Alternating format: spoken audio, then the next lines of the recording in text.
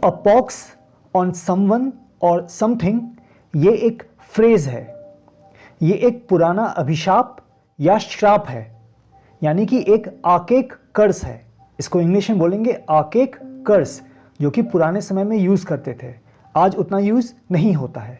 जैसे हम कई बार बोलते हैं ना, तुम्हारे मुंह में कीड़े पड़े, उसके मुंह में कीड़े पड़े, आय हाय कीड़े पड़े, ये ठीक उसी तरीके का एक कर्स है, यानी आप किसी को अभिशाप या श्राप दे रहे हो, किसी चीज़ को या किसी इंसान को।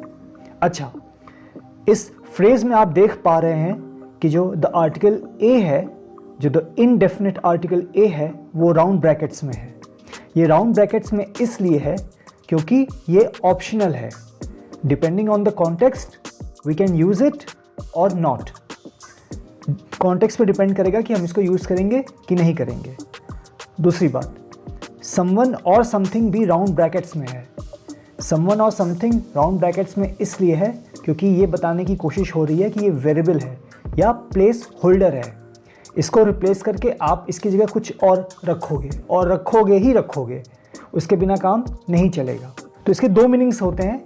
मीनिंग नंबर 1 इंग्लिश में देखते हैं। किसी व्यक्ति या चीज़ के प्रति गहन नापसंदगी यानी कि डीप डिस्प्लेजर, चिड़चिड़ापन यानी कि अनॉयंस, या शत्रुता यानी कि हॉस्टिलिटी व्यक्त करने वाला एक श्राप यानी कि कर्स।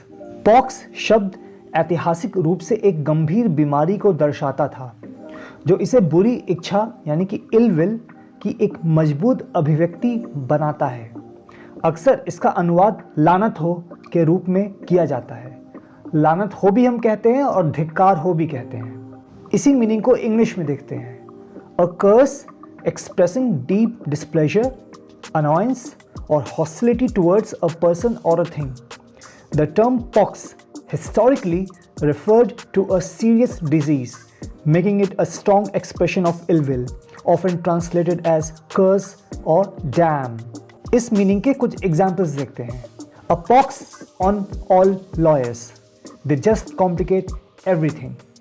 तो यहाँ पे आप देख पा रहे हैं कि यहाँ पर द इनडेफिनिट आर्टिकल ए को यूज़ किया गया है और ऑन के बाद समवन और समथिंग की जगह आ रहा है ऑल लॉयर्स, यानी कि प्लेस होल्डर पे आया ऑल लॉयर्स।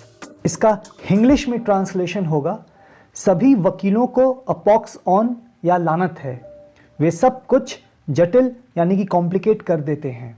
इंग्लिश ट्रांसलेशन थोड़ा सा अटपटा लगता है हमेशा, लेकिन इसको समझाने के लिए हमें यहाँ पे लिखना ही पड़ा। एग्जाम्पल 2 पे आते हैं। Pox on all there fine speeches and promises, nothing ever changes. यहाँ पर आप देख रहे हैं कि द इनडेफिनिट आर्टिकल ए नहीं लगा है। पॉक्स के पहले जो ए आ रहा है वो यहाँ पर नहीं लगा है क्योंकि यहाँ पे उसकी ज़रूरत नहीं थी।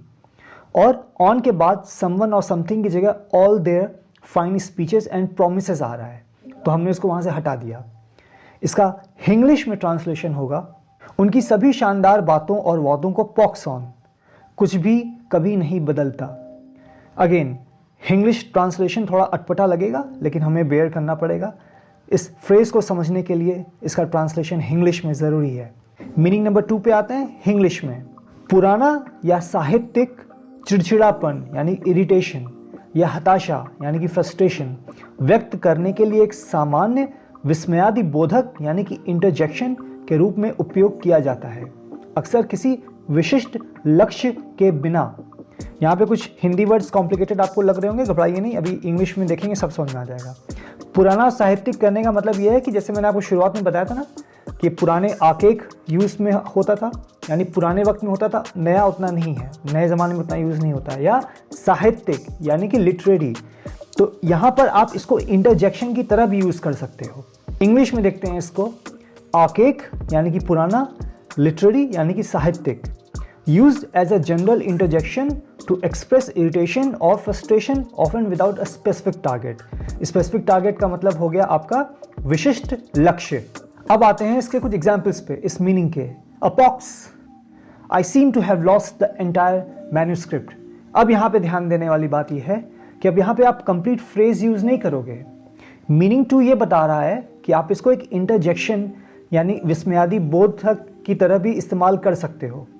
तो जब आप विस्मयादि बोधक या इंटरजेक्शन की तरह इस्तेमाल करोगे तो वहाँ पे फ्रेज को या तो सिर्फ अपॉक्स लिखोगे एक्सक्लेमेशन मार्क के साथ, या सिर्फ पॉक्स लिखोगे। अभी पॉक्स के साथ भी आपको एग्जाम्पल देता हूं, सिर्फ पॉक्स, उसके पहले ए भी नहीं आएगा, लेकिन इस एग्जाम्पल में आप ए पॉक्स देख रहे हो। So a pox exclamation mark, I seem to have lost the entire manuscript. ये एक एक्सक्लेमेशन है, ये एक इंटरजेक्शन है। इसको इंग्लिश में ट्रांसलेशन होगा ए पॉक्स, ओह लानत, लगता है मैंने पूरा मसौदा यानी मैन्यूस्क्रिप्ट खो दिया है। अब आते हैं एग्जाम्पल 2 पे, जहां पे हम ए के बिना इस्तेमाल करेंगे इसी इंटरजेक्शन को। Pox, I miss the last train home again. English में ट्रांसलेशन, पॉक्स, लानत है, मैंने फिर से घर जाने वाली आखिरी ट्रेन छोड़ दी। ये एक इंटरजेक्शन है, यहाँ एक्सक्लेमेशन के साथ आप यूज कर रहे हो, तो यहाँ पे पूरा फ्रेज यूज नहीं करोगे, क्योंकि यहाँ पे अ पॉक्स ऑन समवन और समथिंग एक इंटरजेक्शन की तरह यूज हो रहा है। तो या तो आप सिर्फ ए पॉक्स बोलोगे या सिर्फ पॉक्स बोलोगे।